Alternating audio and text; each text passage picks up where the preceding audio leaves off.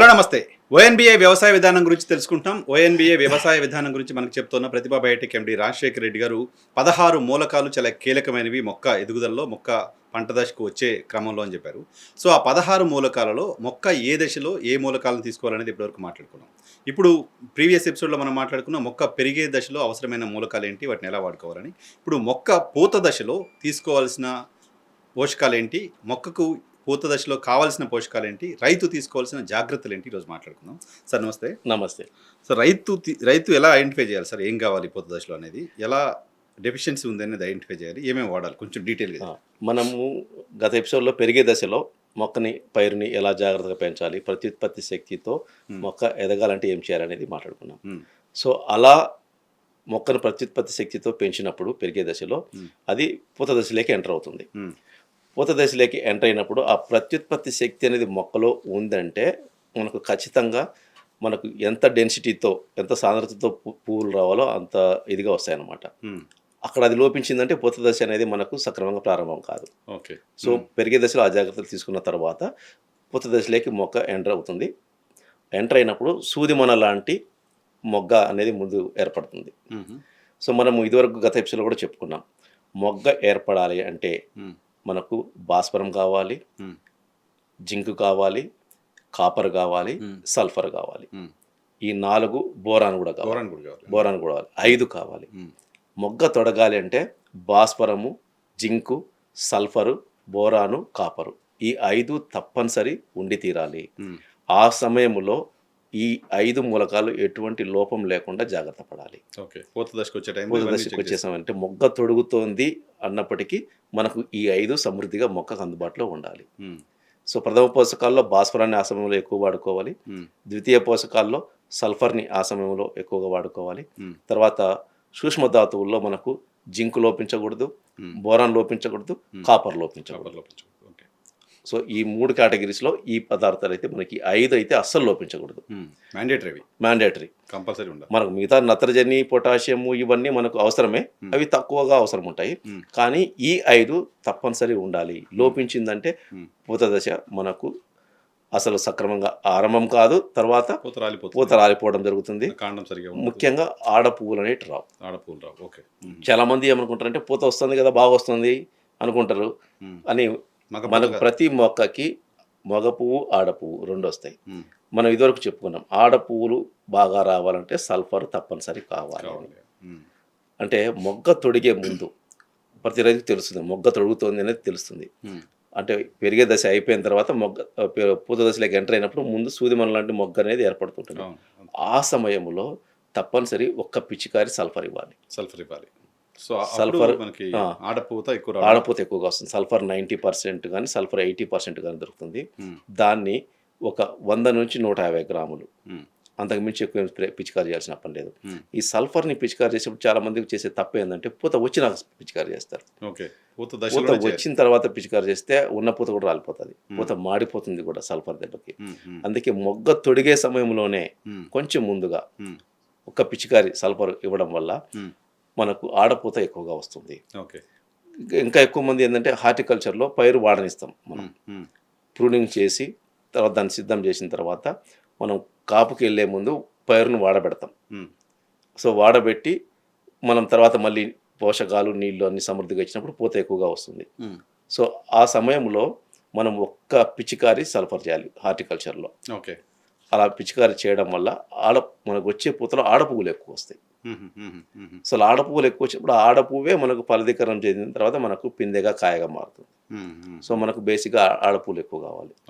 So, భాస్వరము, sulphur, తర్వాత zinc, బోరాను, తర్వాత కాపరు ఇవి ఎటువంటి లోపాలు లేకుండా చేసుకున్నప్పుడే మనకు ఆ పూత అనేది కొమ్మకు అలాగే దృఢంగా ఉండిపోయి మనకు పిందెగా మారుతుంది, రాలిపోకుండా ఉంటుంది అన్నమాట. చాలామంది రైతులు ఎట్లా మనకు ముడత మందు ఇట్లా పోతారో పూత మందు అని పోతారు.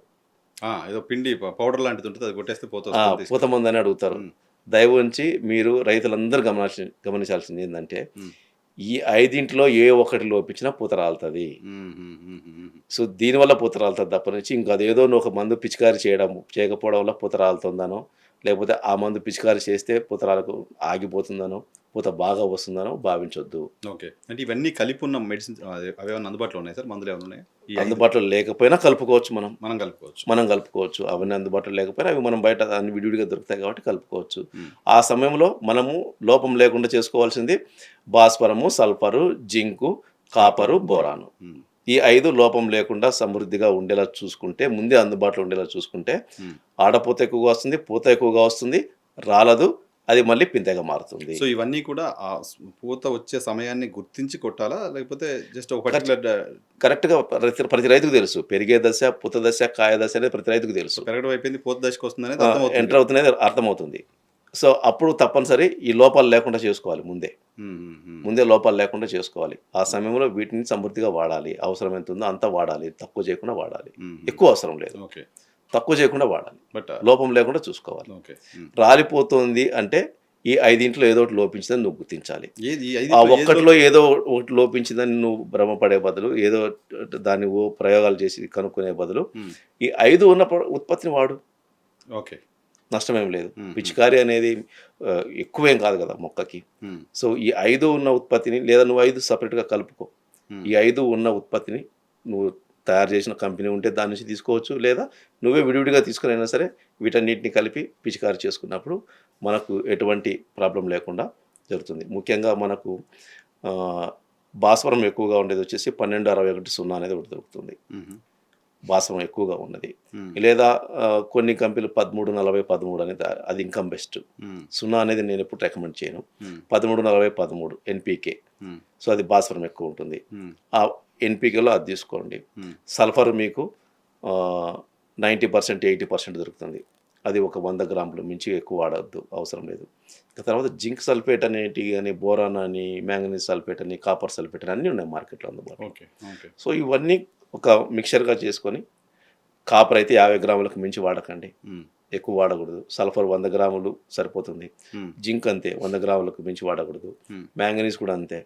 మీరు 100-150 గ్రాములు హ్మ్. వాడుకోవచ్చు. 200 గ్రాములు వాడినా ఇబ్బంది ఏమి ఉండదు. బట్ 100, 150 గ్రాములు సారీ మాంగనీస్ అవసరం లేదు ఇక్కడ. హ్మ్.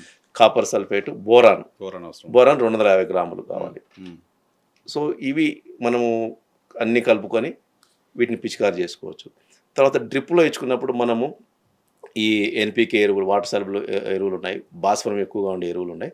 వాటిని 4-5 కేజీలు ఒక దఫాలో హ్మ్. వాటిని ఇచ్చుకోవడము.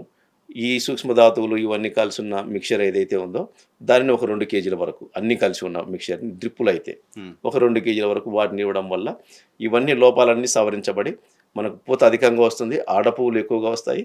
ఇవన్నీ మళ్ళీ పిందెగా మారి అక్కడ మనకు కాపు నిలబడుతుంది. ఓకే. సో, కాబట్టి రైతులు గమనించాల్సింది పూత రాలుతోందంటనో, లేకపోతే కాపు ఎక్కువగా పట్టలేదని చాలామంది ఏమంటారంటే, వాళ్ళకి మగ పూత ఎక్కువ వచ్చుంటుంది. హ్మ్. ఐడెంటిఫై చేయలేరు. చాలా పంటల్లో సల్ఫర్ వాడుంటే మీకు వాళ్ళకి ఆ! ఆడపోతుంది. ఆ! సల్ఫర్ లోపించిందనుకోండి, పూత ఉంటుంది కానీ, మగ పూత ఎక్కువ ఉంటుంది. హ్మ్. మగ పూత కొంతకాలం వరకే మొక్కను అంటిపెట్టుకొని ఉంటుంది. తర్వాత రాలిపోవాల్సిందే అది. అంతే కదా! ఆ! అది ఎటువంటి పరిస్థితిలో పిందెగా మారదు. హ్మ్. ఆడ పువ్వే పిందెగా మారేది. హ్మ్. సో, చాలామంది ఏందంటే ఆ ఆడ పువ్వు రాకుండా మొత్తం మగ పువ్వులే వచ్చి అయన్నీ రాలిపోతుంటే పూత రాలిపోతుందన్న ఇదిలోకెళ్ళిపోతారు. దీంట్లోకెళ్తారు. ఆ! అది మగ పూత ఎక్కువొచ్చింది కాబట్టి రాలిపోతుంది తప్పనిసరి. ఓకే. ప్లస్ ఇయన్ని లోపించిన ఆడ పువ్వు కూడా రాలిపోతూ ఉంటుంది. హ్మ్. హ్మ్. హ్మ్. అందువల్ల మనము ఈ 5 పోషకాలు ఏదైతే ఉన్నాయో భాస్వరము, సల్ఫరు, జింకు, బోరాను, కాపరు. ఇవి ఎటువంటి లోపం లేకుండా పూత దశలో రైతు చూసుకున్నప్పుడు మనకు ఎటువంటి పూత రాలడం అనేది ఉండదు. తర్వాత ఆడపువ్వులు ఎక్కువొచ్చి అన్నీ పిందెగా మారి మనకు దిగుబడి అనేది ఎక్కువగా వస్తుంది. ఓకే. సో, ఈ జాగ్రత్తలు తప్పనిసరి తీసుకోవాలి. ఓకే. లోపాలు కనిపిస్తే వెంబడే సవరించుకోవాలి. ఓకే. పూత దశ అనేది ఎక్కువ సమయం ఉండదు. హ్మ్. పైరులో దశల్లో తక్కువ సమయం ఉన్న దశ పూత దశ. కొత్త దశ. హ్మ్. పెరిగే దశ ఎక్కువ ఉంటుంది. కాయ దశ ఎక్కువ ఉంటుంది. హ్మ్. పూత దశ అనేది తక్కువ సమయం ఉంటుందన్నమాట. ఆ తక్కువ సమయాన్ని మనం సద్వినియోగం చేసుకోవాలి. ఓకే. చాలా జాగ్రత్త వహించాలి. హ్మ్. సో, ఈ జాగ్రత్తలు వహించినప్పుడు మనకు ఈ పునరుత్పాదక దశ ఏదైతే ఉందో పూత దశ అక్కడ మనకు పూత ఎక్కువగా వచ్చి దిగుబడి రావడానికి అవకాశాలు ఎక్కువ ఉంటాయి. ఓకే. పూత రాలిపోతున్న సందర్భంలో ఈ 5 ఏదో ఒకటి డెఫిషియన్సీ ఉంది అనేది ఐడెంటిఫై చేయడానికి కష్టం మార్గాలున్నా అవుతుంది. ఆ! అది కానీ కానీ అది కనిపెట్టాలంటే టఫ్. కష్టం. ఎందుకంటే రైతులు దాని లోపాలు చూసుకోవాల్సి ఉంటుంది. బోరాన్ లోపించిందంటే చిగురాకులు ముడుచుకుపోతున్నాయి. హ్మ్. ఇవన్నీ లోపాలు గమనించే లోపు ఈ దశ అయిపోతది. ఓకే. సో, ఇప్పుడు బోరాన్ లోపంతో అది ఆకులు ముడుచుకుపోతున్నాయి. ముడుచుకుపోవడము అది ఇవన్నీ గట్టిగా గుర్తిస్తాం. ఉండట్లేదు, పూత రాలిపోతుంది అనుకుంటే, అదొక్కటే డెఫిషియన్సీ ఉన్నప్పుడు మిగతా అన్ని కూడా కలిపి మనం పిచికారీ చేసినప్పుడు నష్టం ఏం నెగిటివ్ ఇంపాక్ట్ ఏం క్రియేట్ చేయవు. ఎక్కువేం కాదు. అంటే ఎంత మోతాదులో ఇవ్వాలో అంతే మోతాదులో ఇచ్చినప్పుడు ఇబ్బంది ఏమి లేదు. ఏది కూడా అవసరానికి మించి ఎక్కువ పిచికారీ చేసినప్పుడు మొక్క మీద ఒత్తిడి అనేది ఉంటుందన్నమాట. అందుకే నేను చెప్పింది ఏది కూడా ఎక్కువ ఇవ్వద్దని చెప్తున్నాను నేను. ఎక్కువ ఇవ్వాల్సిన అవసరం లేదు. ఇప్పుడు 13-40-13 అనేది ఒకటి చెప్పాను ఎన్పికే. అది 1 కేజీ పిచికారీలో వాడినప్పుడు అది 1 కిలోనే వాడాలి. అదే డ్రిప్లో ఇచ్చినప్పుడు 4-5 కేజీలు వాడతాం. ఓకే. అదే సల్ఫర్ అనుకోండి 80% 90% సల్ఫర్ ఉంది. అది 100 గ్రాములు పిచికారీ చేయాలి ఎకరానికి. బోరాన్ అనుకోండి 20% బోరాన్ దొరుకుతుంది. అది 250 గ్రాముల వరకే పిచికారీ చేయాలి. అంతకు మించి పిచికారీ చేయకూడదు. ఓకే. జింక్ అయితే మనకు 100 గ్రాములు సరిపోతుంది. అలాగే కాపర్ సల్ఫేట్ 50 గ్రాములే చాలు. ఎక్కువ అవసరం లేదు. ఓకే. ఎక్కువ వాడకూడదు కూడా. సో ఇవి మనం అందించినప్పుడు ఒకవేళ మిగతావి లోపించకుండా అందులో ఏ 2-3 లోపించినా మనం మిగతా 5 మనం అందించినా కూడా ఎటువంటి సమస్య లేదు. పిచికారీ వల్ల అది ఎక్కువ ఒకేసారి తీసుకోలేదు. మొక్క అనేది ఎక్కువ ఏం తీసుకోదు. మనం కూడా డోసు మించి ఇవ్వట్లేదు. ఓకే. తక్కువ డోసులోనే ఇస్తున్నాం. ఓకే. ఏది అవసరం ఉంటే ఎంత అవసరమో అంతవరకు పిచికారీ చేస్తాం. నష్టం చేయదు. అదే కాపర్ సల్ఫేట్ 50 బదులు 100 గ్రాములు ఇచ్చామనుకోండి పూత మాడిపోతుంది.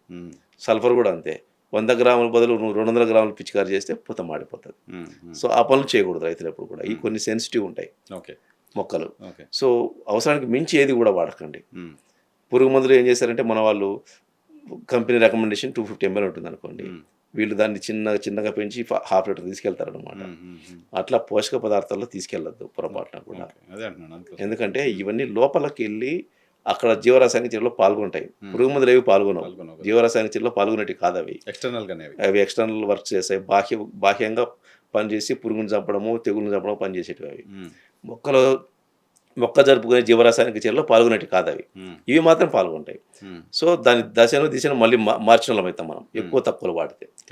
సో అది చేయకూడదు. అవసరాన్ని బట్టే వాడాలి. సో ఇప్పుడు మీకు సెకండ్ ఫేజ్లో పూత దశలో మనకు పెరిగే దశలో 10 మూలకాలకు సంబంధించిన ఇంపార్టెన్స్ ఉంది. దీంట్లో 5 మూలకాలకు సంబంధించి 5 మూలకాలు 5 చాలా ఇంపార్టెంట్. రైతులు దయచేసి అందులో ఈ దశ అనేది చాలా సున్నితమైనది, క్రూషియల్ కూడా. తక్కువ టైం దశ అనేది సమయం తక్కువ ఉంటుంది. అటువంటిప్పుడు ముందే లోపాలు లేకుండా సవరించుకోవాలి. ఆ దశ వస్తుందనగానే మనం సమృద్ధిగా అందుబాటులో ఉండేలా చూసుకోవాలి. ఒకవేళ లోపించినా ఇమ్మీడియట్గా దాన్ని సవరించుకోండి. అంతేగాని డీలర్ దగ్గరికి వెళ్ళి పూత మందులు అవి అడగండి. పూత మందులు ఏమీ లేవు. Okay, right sir. Thank you very much. రైతులు బహుశా ఈ ఎపిసోడ్ చూస్తున్న వాళ్ళు ఎవరైనా దీనికి సంబంధించిన డీటెయిల్స్ అన్ని జస్ట్ విని వదిలేయకుండా నోట్ చేసుకొని పాటించగలిగితే మీరు మంచి దిగుబడులు సాధించడానికి సంబంధించిన అవకాశం ఉంటుంది. మీ పంటకు వచ్చే తెగుళ్ళు, పూతరాలటమో, ఇబ్బందులు వాటన్నిటి గురించి ఈ పంటలతో సంబంధం లేని ఒక వ్యాపారి దగ్గరికి వెళ్ళి తెలుసుకునే అవసరం లేకుండా మీకు మీరుగా మొక్కకి ఏం కావాలో తెలుసుకునే అవకాశం ఉంటుంది. ఇంట్లో చిన్నపిల్లలకి ఏమైనా అవుతే మనం ఎలా తెలుసుకుంటాం, అలా మొక్కకి ఏం జరుగుతుంది అనేది మీరు తెలుసుకోవడానికి సంబంధించిన అవకాశం ఉంటుంది. Thank you.